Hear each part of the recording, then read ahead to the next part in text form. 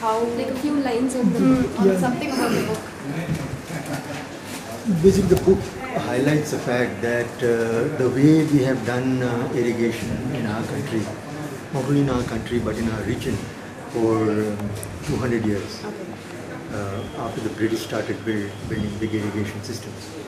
And the way we are doing irrigation business now is very different from that. However, the way the government and the existing establishment looks at irrigation is still in the old mode. But the reality is changing.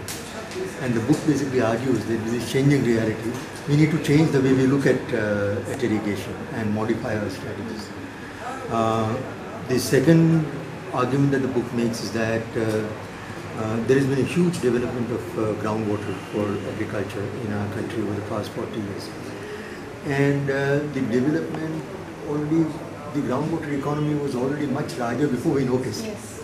So it developed in an anarchic manner. There were no rules, no laws, so anybody could, puncture the earth and start pumping groundwater at will. So we've ended up with 2 crore or more than 2 crore wells. And now that waste is so big that it's difficult to control that waste. So we need to find innovative ways of making sure that the waste behaves properly and that we do not sacrifice our ecology. We are able to protect the environment and also livelihoods of millions of farmers who have come to depend on groundwater. So that's what the book is. So, but now that India has so much of resource of groundwater compared to the foreign countries, I mean that's what you mentioned in your presentation.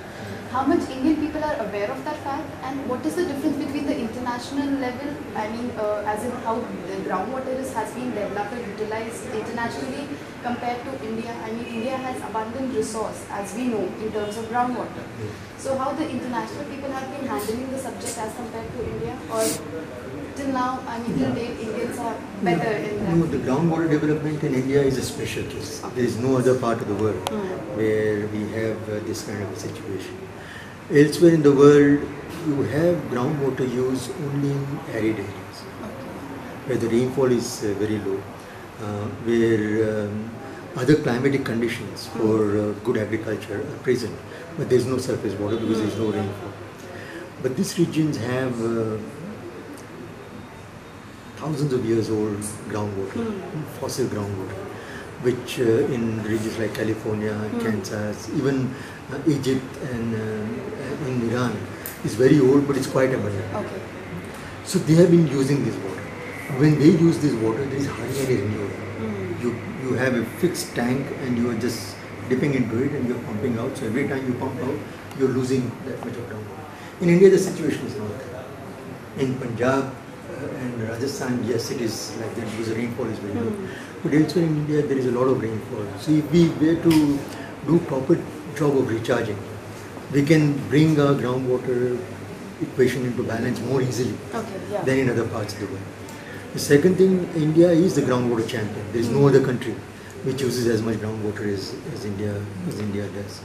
And therefore, trying to learn lessons from other countries about how we should manage our groundwater does not seem right, because our problem is different.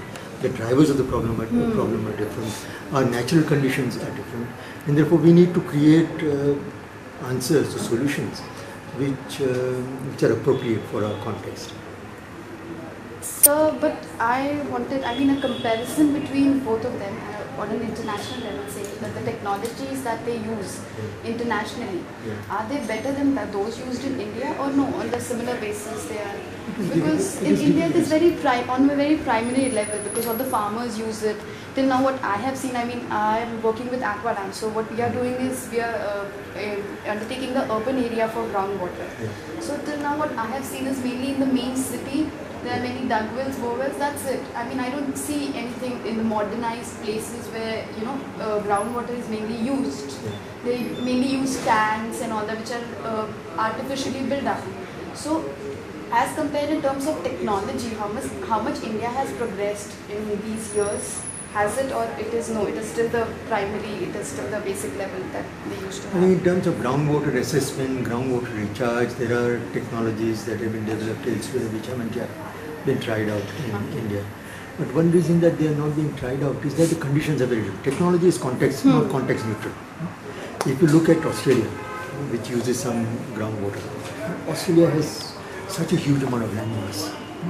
What Australia's favored method of groundwater recharge is creating large recharge basins. They have a lot of valuable aquifers and they have vast amount of spaces. So they just collect canal water or rainwater into large recharge basins and they recharge using those basins. Temperatures are low, wind speeds are low, so there is no evaporation losses. If we wanted to create a recharge basin in India, where would you find space where there is no human habitation? If people are living there, then they will use water as soon as you fill up a recharge basin. So we need to find technologies which are suitable for our context. So that's where, although we are behind in technology, I don't think that's necessarily wrong, because if we try to ape Australia and try to use their kind of recharge technologies, they would fail here. So in their own way, because there is no scientific input, they keep experimenting and they keep doing recharge on their own way. Scientists are doing it. The Central Groundwater Board has a recharge program where they basically use a similar technologies that farmers use, but in a more sophisticated, more scientific kind of a manner. For example, the big issue in recharge is where do you site the structure? And what kind of structure do you choose? Where should you use a percolation tank? Where should you use a check dam? Where should you use subsurface dam? So there is some science involved. I think when farmers do it, they do it without adequate understanding of issues. When CGWP and hydrogeologists do it, they know exactly where a structure should be sited, what kind of a structure should be made.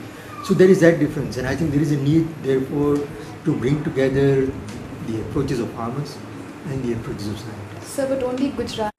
As large scale as in Gujarat. Would you find now recharge, water harvesting and recharge occurring in almost everywhere? In Kerala, for example, the Tushaar district is taking up groundwater recharge. But sir, nothing as compared to that which Gujarat has achieved till now? That is because Gujarat has faced groundwater scarcity earliest. Okay. In 87, 88, 89 drought, many parts of Gujarat were basically finished. They were devastated because there were 3 continuous droughts and farmers didn't know what to do. The nomads who survived on cattle, they just migrated to South Gujarat where there were canals. What do farmers do? They just said, so they were so desperate that they had to try something. So Pandurang Shastri Athavale, I don't know if you have heard about it. Yes, he is the pioneer of Swadhyay Parivar. So he is basically a religious character. But he had a huge following in Gujarat. So he used to tell in Raj rallies to farmers that you are idiots, you keep on depending on government to come and solve your problems. You wait for 1,000 years and government won't come and solve your problem, you have to do it yourself. So then he basically started encouraging farmers that forget about science, forget about government, you do things yourself. So farmers started experimenting, and then when first set of farmers experimented and the rainfall was good and the other people saw that their wells have more water than their own wells, so then it became a movement. Other farmers also started doing it.